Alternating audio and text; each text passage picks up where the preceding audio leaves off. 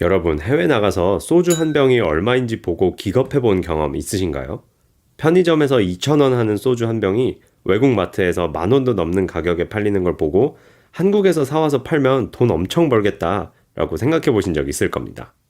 그런데 이게 실제로 대형 헤지펀드들이 돈을 버는 주요 전략 중에 하나라는 거 알고 계셨나요? 한국에서 소주를 사다가 외국에 파는 건 아니지만 금융시장에서 같은 상품이 다른 가격에 거래되고 있다면 가격이 낮은 시장에서 사서 높은 시장에서 판다는 원리인 거죠. 이걸 유식한 말로는 아비트라지, 무위험 차익 거래라고 합니다.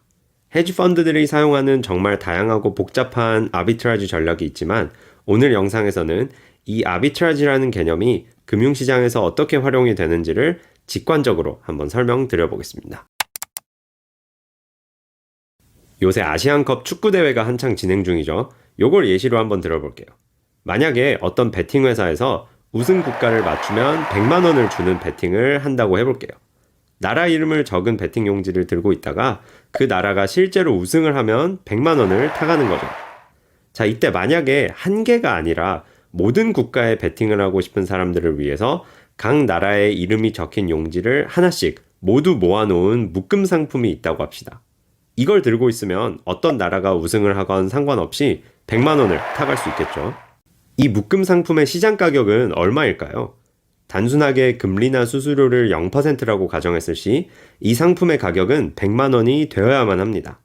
이게 깨져서 시장 가격이 100만 원이 아니라고 했을 때 어떤 일이 일어나는지 한번 알아보겠습니다. 만약에 시장 가격이 100만 원이 아니라 99만 원에 거래되고 있다고 해볼게요. 그러면 은행에서 99만 원을 빌려서 이 상품을 사는 겁니다. 우승팀이 정해지면 어떤 팀이든 상관없이 100만 원을 받겠죠. 그 100만 원 중에 은행에서 빌렸던 돈 99만 원을 갚고 나면 만 원이 남죠. 이 거래를 통해서 제 투자금을 하나도 들이지 않고 만 원이라는 차익 수익을 무위험으로 남긴 겁니다. 아비트라지죠. 반대로 이번에는 상품의 시장 가격이 101만 원이라고 해볼게요. 이번에는 그런 베팅 회사의 이야기를 해서 이 상품을 좀 빌려달라고 하는 겁니다.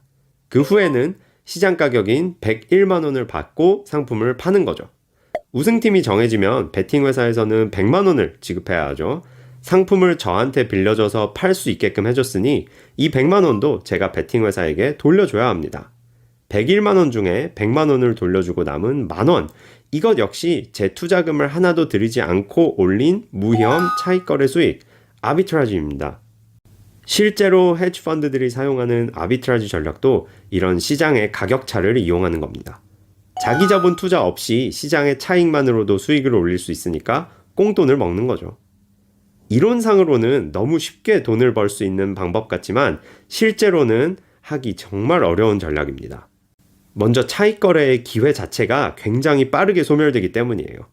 아비트라지 거래는 수요와 공급에 직접적인 영향을 미쳐서 결국 시장 가격이 평형으로 돌아가게끔 하기 때문이죠.